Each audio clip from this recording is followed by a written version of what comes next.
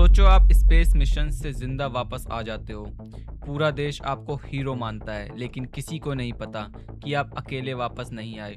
आपके अंदर या शायद आपके साथ कोई और भी वापस आया है। एक ऐसी चीज जो इंसान नहीं है और जिसे जिंदा रहने के लिए इंसानों की जरूरत पड़ती है। आज हम एक्सप्लेन करने वाले हैं स्पुतनिक मूवी को। ये मूवी एलियन, साइकोलॉजिकल ट्रॉमा और गवर्नमेंट सीक्रेट्स को एक बहुत ही डिस्टर्बिंग तरीके से दिखाती है। तो वीडियो को एंड तक जरूर देखना, क्योंकि मूवी का सच आपको काफी सरप्राइज करने वाला है।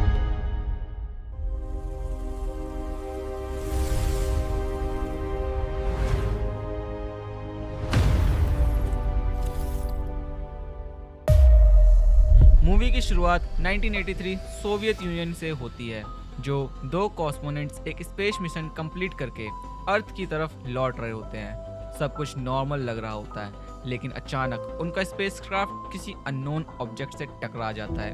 कम्युनिकेशन डिस्टर्ब हो जाती है। मिशन कंट्रोल कुछ समझ नहीं पाता। जब कैप्सूल अर्थ पर लैंड करता है, रेस्क्यू टीम उसके पास पहुंचती है, लेकिन अंदर का सीन बहुत खतरनाक होता है। दोनों एस्ट्रोनॉट्स में से एक मर चुका होता है और दूसरा एस्ट्रोनॉट कॉन्स्टेंटिन वेशनायकोव किसी तरह जिंदा बच जाता है।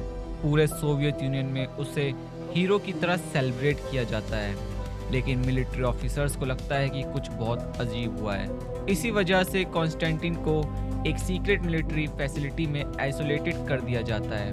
अब एंट्री होती है डॉक्टर ततियाना किलमोवा की। वो एक टैलेंटेड न्यूरोसाइकोलॉजिस्ट होते हैं, लेकिन उसका करियर काफ़ी कंट्रोवर्शियल रहा होता है, क्योंकि वो पेशेंट्स के साथ अनयूजुअल मेथड्स यूज़ करती है। मिलिट्री उसे सीक्रेट फैसिलिटी में बुलाती है।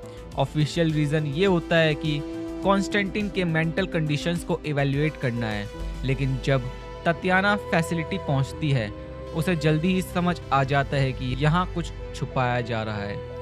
कॉन्स्टेंटिन फिजिकली हेल्दी लगता है, उसकी मेमोरी भी मोस्टली ठीक होती है, लेकिन उसके बिहेवियर में कुछ अनयूजुअल चेंजेस नज़र आते हैं। कभी कभी उसे ब्लैकआउट हो जाता है। उसे खुद नहीं पता होता है कि घंटों तक क्या हुआ, जैसे उसके अंदर कोई और भी कंट्रोल ले रहा हो। एक रात ततियाना सीक्रेटली ऑब्जर्वेशन रूम में रहती है और जो वो देखती है उसे देखकर उसके होश उड़ जाते हैं। रात के अंधेरे में कॉन्स्टेंटिन के शरीर से एक एलियन क्रिएचर बाहर निकलता है। ये क्रिएचर स्लिमी और टेरिफाइंग होता है, लेकिन सबसे शॉकिंग की बात ये होती है कि क्रिएचर और कॉन्स्टेंटिन किसी तरह बायोलॉजिकली कनेक्टेड होते हैं। दिन के वक्त क्रिएचर उसके अंदर रहता है और रात के वक्त वो बाहर आता है। मिलिट्री ऑफिसर्स पहले से ये सब जानते होते हैं। इसी वजह से कॉन्स्टेंटिन को सीक्रेट फैसिलिटी में रखा गया था। ततियाना समझ जाती है कि स्पेस मिशन के दौरान कोई एलियन लाइफ फॉर्म उसके साथ अर्थ पर आ गई थी। फैसिलिटी के हेड कोलोनेल सेमिरादोव होता है। वो एलियन को एक थ्रेट नहीं बल्कि एक अपॉर्चुनिटी के रूप में देखता है। उसे लगता है कि अगर इस क्रिएचर को कंट्रोल कर लिया जाए तो सोवियत मिलिट्री को एक पावरफुल बायोलॉजिकल वेपन मिल सकता है। इसलिए वो क्रिएचर को जिंदा रखना चाहता है, चाहे इसके लिए कितनी भी ह्यूमन लाइफ्स क्यों ना सेक्रीफाइस करनी पड़े। ततियाना को ये बात पसंद नहीं आती। उसके लिए कॉन्स्टेंटिन एक पेशेंट है, लेकिन मिलिट्री के लिए वो सिर्फ एक एक्सपेरिमेंट बन चुका होता है। धीरे धीरे ततियाना और कॉन्स्टेंटिन के बीच ट्रस्ट डेवलप होने लगता है। इन्वेस्टिगेशन के दौरान ततियाना को पता चलता है कि एलियन क्रिएचर नॉर्मल फूड नहीं खाता। उसे सरवाइव करने के लिए ह्यूमन विक्टिम्स की ज़रूरत पड़ती है। मिलिट्री सीक्रेटली प्रिजन्स और क्रिमिनल्स को फैसिलिटी में लाती है और उन्हें क्रिएचर के सामने छोड़ दिया जाता है। ये सब देखकर ततियाना शॉक हो जाती है, लेकिन सबसे बड़ा ट्विस्ट अभी बाकी होता है। उसे पता चलता है कि क्रिएचर और कॉन्स्टेंटिन का कनेक्शन एक्सपेक्टेड से भी ज़्यादा डीप है। एलियन सिर्फ उसके अंदर नहीं रह रहा, दोनों एक तरह का सिम्बायोटिक रिलेशनशिप शेयर करते हैं।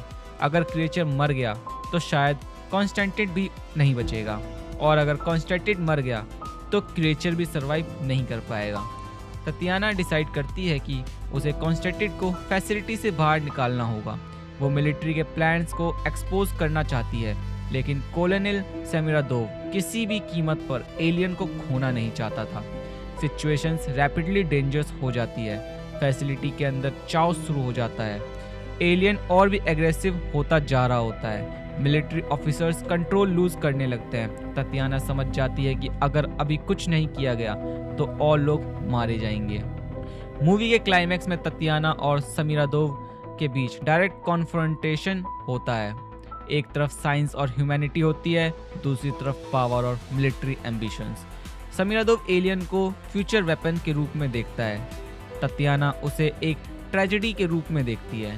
कॉन्स्टेंटिन खुद भी समझ चुका होता है कि उसकी एग्जिस्टेंस कितनी डेंजरस बन चुकी है। फाइनल मोमेंट्स में डिफिकल्ट डिसीजंस लेने पड़ते हैं, सैक्रिफाइसेस होते हैं और सिचुएशन कंट्रोल से बाहर निकल जाती है। एलियन क्रिएचर अपनी पूरी टेरिफाइंग फॉर्म में सामने आता है और सीक्रेट एक्सपेरिमेंट फाइनली कोलैप्स होने लगता है। मूवी के एंड में हमें यह समझ आता है कि असली मॉन्स्टर सिर्फ एलियन नहीं था, असली मॉन्स्टर वो सिस्टम भी था जो इंसानों की जानों को एक्सपेरिमेंट के तरह यूज कर रहा था। स्पुतनिक एक एलियन हॉरर मूवी जरूर है, लेकिन ये ट्रस्ट, आइसोलेशन और गवर्नमेंट सीक्रेसी के बारे में भी बताता है। कॉन्स्टेंटिन खुद एक विक्टिम था, वो ना हीरो रहा और ना विलेन, वो बस एक इंसान था जो गलत वक्त पर गलत चीज के कांटेक्ट में आ गया। मूवी ये क्वेश्चंस पूछती है, अगर ह्यूमैनिटी को किसी अननोन पावर का एक्सेस मिल जाए तो क्या हम उसे रिस्पॉन्सिबली यूज करेंगे या फिर उसे वेपन बना देंगे। और इसी डिस्टर्बिंग थॉट्स के साथ स्पुतनिक अपनी कहानी खत्म करती है। अगर आपको ये एक्सप्लेनेशन पसंद आई है तो वीडियो को लाइक करना मत भूलना और ऐसी ही मूवी एक्सप्लेनेशंस के लिए चैनल को सब्सक्राइब जरूर कर देना। मिलते हैं अगली मूवी एक्सप्लेनेशन के साथ।